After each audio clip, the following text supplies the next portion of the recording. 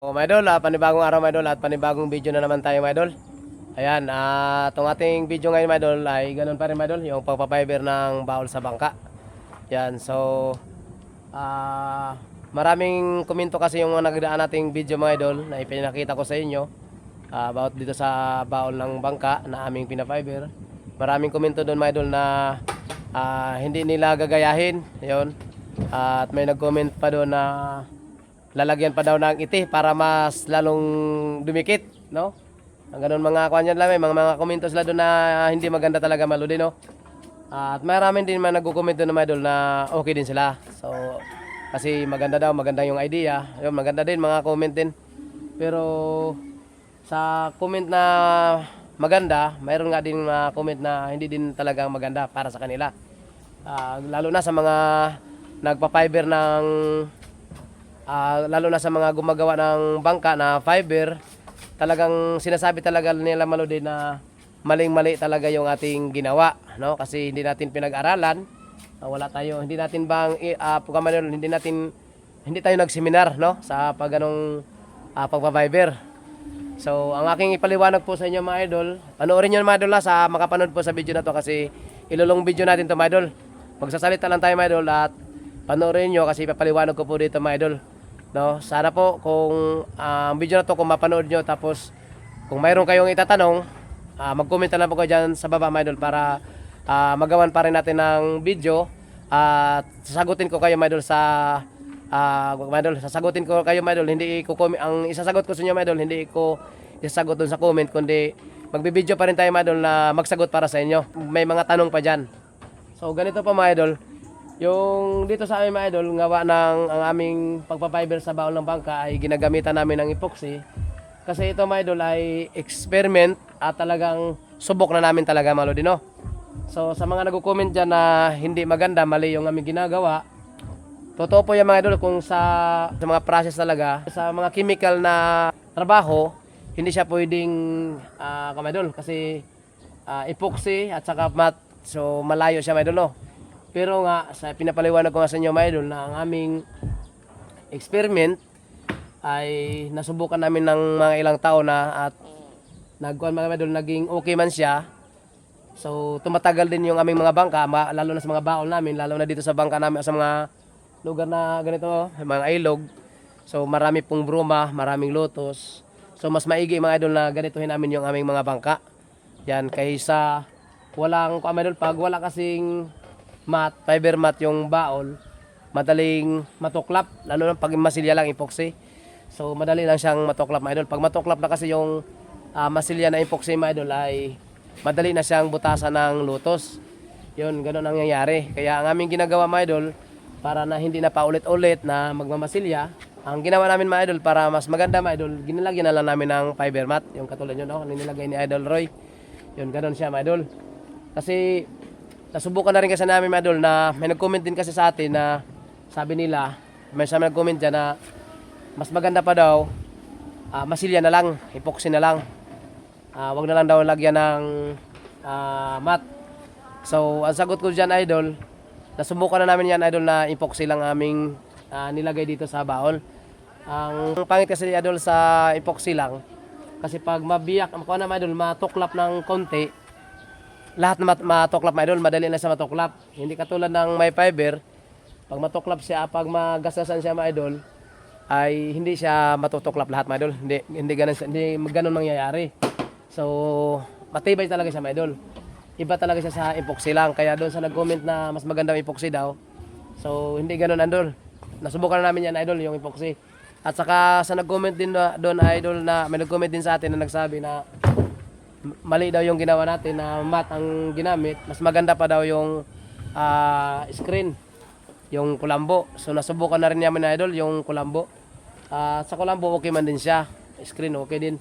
Ang problema din sa screen idol, pag makalas din mga idol, makalas din siya yung matok sa Bisaya pa mutokal, yung epoxy hawak-hawak kasi doon sa sa screen. Pag matokal mga idol, matoklap mo, angat siya mga idol, tuloy-tuloy na rin, papasokin na rin siya ng tubig. Ganun na nangyayari. So dito sa ginawa natin idol na pagpa-fiber nang inilagay, mas okay siya idol kasi Hindi maiwasan kasi mga idol na mabunggo, mabangga sa batuhan, magasgasan. So, ang mangyayari mga idol, magasgasan man siya mga idol, puro once na babarahin mo yung bangka mo, tapos tapalan mo ulit ng epoxy, mababalik siya, maging okay siya ulit mga idol. So, ganun po yung kakaiba sa walang fiber mat. Ganun po mga idol. At saka sa nag-comment doon na mas maganda daw ano yung resin, yun, maganda din talaga yun ay resin idol. Kasi pag resin na gagamitin mo dito sa fiber, mas maganda yun idol kasi magiging plastic yung mat. Katulad dito, yan, magiging plastic to mga idol. Mas matibay talaga siya idol. Kaso dito nga sa amin mga idol, dito sa amin lugar namin, lalo na ito maraming bahay mga idol. Yan, maraming bahay. So kung gagamit ka ng ganong mga chemical mga idol, kakaumpisa lang mo lang idol, sigurado marami nang sisita sa'yo kasi dito mabaho kasi yung chemical mga idol, mabaho. So kailangan kung magagawa ka ng ganong bangka na gagamit ka ng mga chemical na ay i-apply mo dito sa fiber mat, so kailangan na kukuha ka muna ng license para sa ganon, para maipagpatuloy mo yung paggawa ng bangka. Kasi kung wala kang license mga idol, sigurado mga idol mapatitigil ka lang. So magiging sayang lang ang pira mo o puhunan mo sa paggawa ng bangka, no?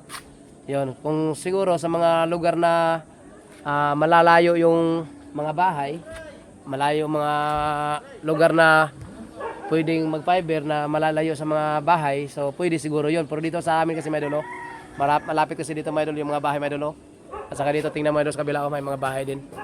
Kaya dito sa amin mga idol, hindi talaga makagawa ng ganun mga idol na chemical ang gagawin dito. Yun. So gano'n kaya mga idol, ganito ang ginagawa namin mga idol kasi sa amin din, subok naman din namin to. Kaya hindi na rin kami naghanap pa ng iba. Sa kino-comment nyo dyan na mas maganda daw yung resin.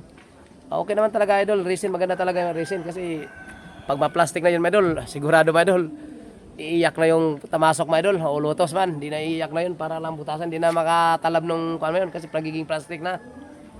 Gawa ng hindi namin siya ginagawa mga idol kasi may mga dahilan kaya nga hindi namin ginagawa dahil nga number one, yung sa mga bahay, malapit yung bahay, mabaho, yung number one. Tapos yung kwan din idol, yung sa pagpa-fiber din idol, yung chemical din ang gagamitin, hindi pa namin yan nasubukan idol.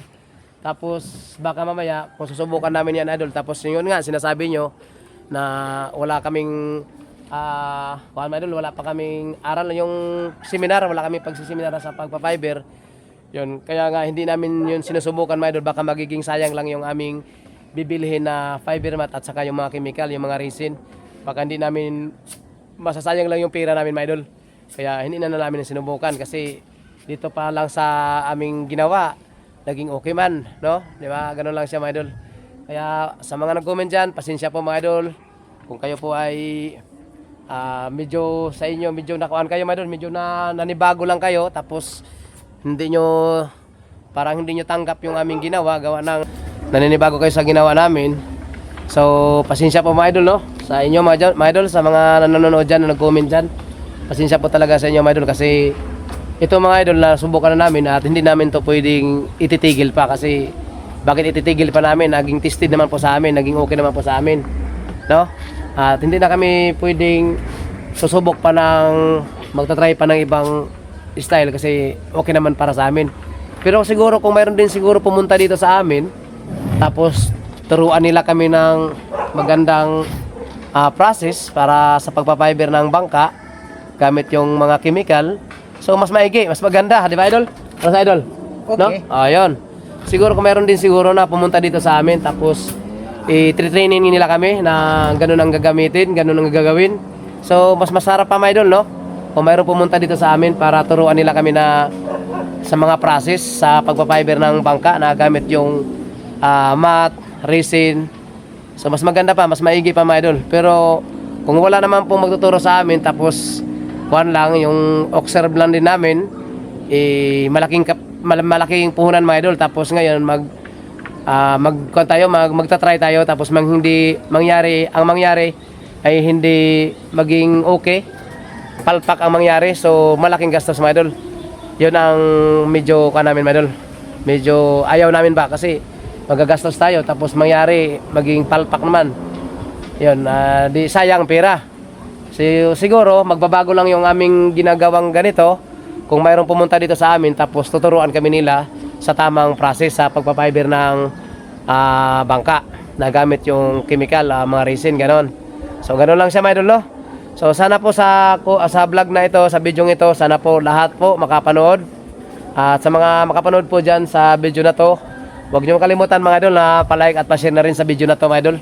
Yun, at para marami makapanood at pwede nilang gayahin yung ating ginagawa. At saka ngayon mga idol ay ipapaliwanag ko sa inyo mga idol kung paano yung mga process sa pagpa-fiber ng baul ng bangka. So ganito po muna mga idol. Ang baul ng bangka mga idol, kailangan wala po siyang pintura o masilya. Kailangan po mga idol tatanggalan nyo. At pagkatapos na mga idol matanggalan na ninyo mga idol ay kaagad kayong magtimpla ng epoxy na malabnaw at hahaluan nyo na lang mga idol ng spero reducer para siya lumabnaw. At pagkatapos na makapaghalo na kayo mga idol ay pahid nyo na dyan sa baul ng inyong mga bangka. Yan, ganun lang siya mga idol. At pagkatapos mga idol mapahid nyo na yung epoxy sa baul ng bangka ay kaagad naman ipatong ninyo yung fiber mat. Yan, so pagkatapos nyo may ikabit yung fiber mat mga idol kasi may haba yan kung anong haba siya. So kailangan mga idol ay basahin nyo na kaagad siya ng spero reducer. Yun, at pagkatapos ng mga basa ng spero reducer mga idol, so dugto naman uli, panibago naman timplang na epoxy. At pagkatapos ng mga timpla naman ng epoxy mga idol ay ipapatong nyo naman kaagad yung fiber mat. Yun, so ganun lang siya mga idol hanggang matapos mula unahan ng bangka at hanggang sa ulihan ng bangka. So ganun lang siya mga idol yung mga process na ating pagpapiber ng baol ng bangka gamit lang yung epoxy, fiber mat at spero reducer. Yun, so pagkatapos na makabait ninyo mga idol yung fiber mat mga idol mula unahan ng bangka at hanggang ulihan, so antayin ninyo mga idol na antay kayo ng mga kalahating oras mga idol at pagkatapos ay magtimpla naman kayo uli ng panibagong epoxy. Yung panibagong epoxy nyo mga idol kailangan din siya malabnaw para ipahid nyo dyan sa taas ng fiber mat. Yun, so ganun lang siya mga idol. Punasan nyo naman siya ng malabnaw na epoxy mula unahan ng bangka at hanggang hulihan ng bangka. So ganun lang siya mga idol. At pagkatapos mga idol magantay kayo ng mga isang oras ang inyong aantayin para patuyuin yung epoxy na inyong pinatong sa fiber mat. At pagkatapos mga idol na mapatuyo-tuyo na siya, so kailangan mo na mga idol bago nyo patungan uli siya ng panibagong epoxy, so kailangan mo na mga idol ay lilihain nyo muna siya. Yun, lihain nyo muna mga idol na maging pantay na mawala yung mga sabo-sabo. At pagkatapos na ninyong maliha, so doon na kayo magtimpla ng epoxy. At saka yung epoxy mga idol na inyong ipapalabnaw sa epoxy ay mas maganda mga idol ay pintura kasi yan mga idol ay subok na rin namin mga idol yung pintura. Yun po yung magandang ipanghalo o pangpalabnaw sa epoxy para lumabnaw para sa panglas na process. Huwag na kayo gumamit mga idol na lacquer thinner o spero reducer. Mas maganda mga idol yung pintura na lang ang inyong ilalagay o papanghalo o pangpalabnaw sa epoxy. Kung ano ang kulay ng inyong baol sa bangka ninyo, yun na lang din ang inyong gagamitin mga idol para mas tumibay pa ang inyong pintura at hindi basta-basta matanggal o makalas ang mga pintura ninyo. So ganun lang mga idol, no? Sana po sa mga nakapanood sa video na to, sana po ay mayroon kayo natutunan. At kung hindi pa kayo nakapalo mga idol, papalo na rin at pa-share na rin ng ating video para marami pa pong makapanood sa ating video. Okay, so panoorin nyo mga idol yung mga ginagawa namin dito mga idol at ipapakita namin sa inyo. Sana po mga idol ay mag-enjoy kayo at sana rin po mga idol ay may matutunan kayo. Okay, maraming salamat.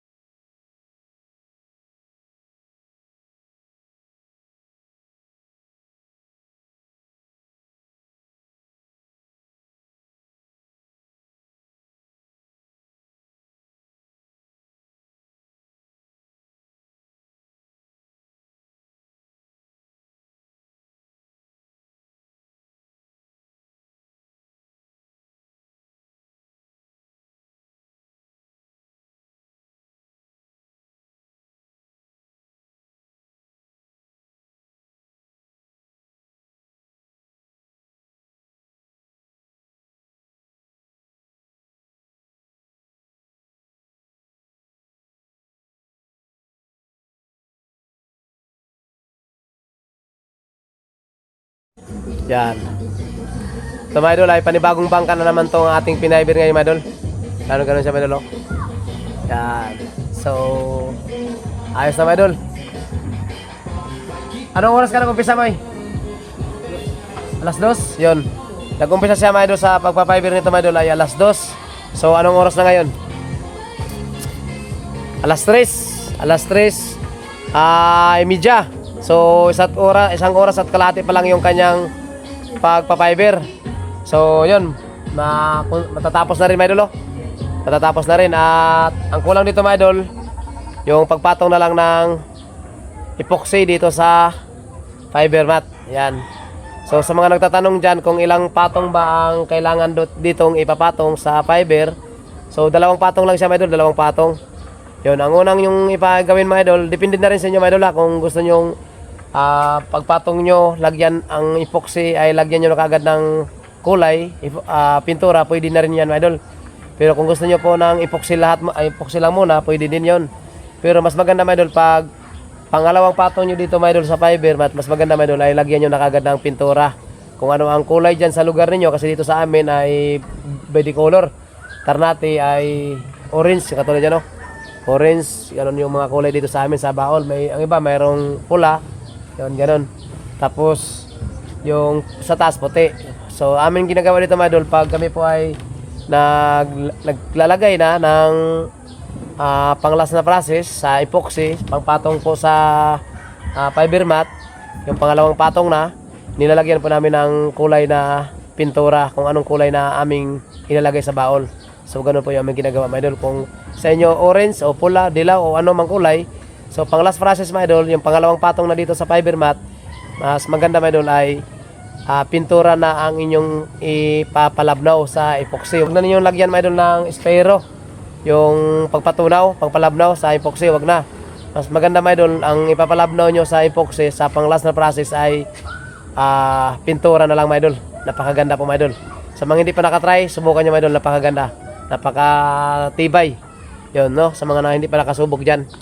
Mas maganda mga idol na ang ipapalabnaw nyo sa epoxy ay pintura. Yun, wag na kayong gumamit ng lacquer thinner o espero. Wag na. Sa pang last na process, yung pantaas na mga idol, napakaganda po mga idol, para hindi basta matanggal yung mga idol, yung pintura. Katulad na yung mga mga idol, yung gumagamit ng epoxy paint mo no, yung katulad ng epoxy paint, yun mas maganda pa doon mga idol sa epoxy paint mga idol. Epoxy paint matibay din yun pero pag ganun ang gagawin mo idol, epoxy tapos haluan mo ng pintura, napakaganda mga idol, napakatibay. Hindi siya basta-basta matanggal yung kulay. So yun lang mga idol, sa mga nakapanood po sa video na to, maraming salamat no, sa panonood niyo dyan. At sana po sa mga nakapanood po, huwag niyo kalimutan, like at mag-share. At kung di pa kayo nakapag-follow, pa-follow na rin po mga idol. At sa ating munting channel no, sa ating YouTube channel, at i-upload na rin natin to. So kung mapanood niyo yung video na to, pa-subscribe na rin mga idol para palagi niyo mapanood ang ganitong video. Yun, sa mga nakapanood po sa video na to, kung gusto niyo palaging mapanood, mag-subscribe na dyan. Yun, gano'n lang mga idol. Maraming salamat. Bye-bye. Ingat po kayo pala mga idol. Ingat kayo lagi saan man kayo naroon. Yan, God bless mga idol. At shout out na rin po sa lahat. Bye-bye idol.